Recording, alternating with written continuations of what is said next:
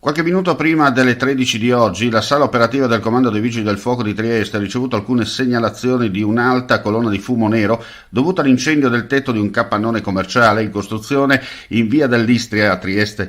La sala operativa del comando ha immediatamente attivato due squadre, l'autobotte, l'autoscala, il capoturno e il funzionario di guardia della sede centrale e un'ulteriore autobotte fatta arrivare dal distaccamento di Muggia.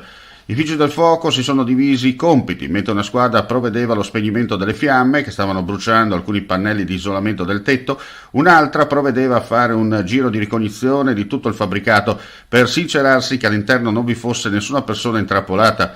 L'incendio, le cui cause sono ancora in fase di accertamento, non ha coinvolto persone e i vigili del fuoco hanno avuto ragione delle fiamme in breve tempo. Una volta terminate le operazioni di spegnimento, i soccorritori sono passati alla minuta bonifica e messa in sicurezza, verificando che gli impianti tecnologici presenti sul tetto e nel piano sottostante e i pannelli isolanti del tetto vicini a quelli andati a fuoco non avessero al loro interno eventuali focolai residui. L'intervento si è concluso con l'interdizione di una parte del tetto e del piano sottostante fino a verifica strutturale eseguita dai tecnici qualificati.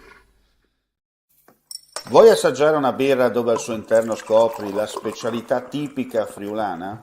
Lumi Beer, il prodotto ricavato in 20 ettari di terreno coltivato orzodistico, biodiversità, performance ambientale. Lumi Beer nelle sue 5 versioni disponibili, 4 per consumo veloce e dissetante e la versione Magnum per intenditori. Lumi Beer si abbina a qualsiasi palato. Lumi Beer è un prodotto esclusivo Azienda Agricola Pancera, il buon seme, i buoni frutti.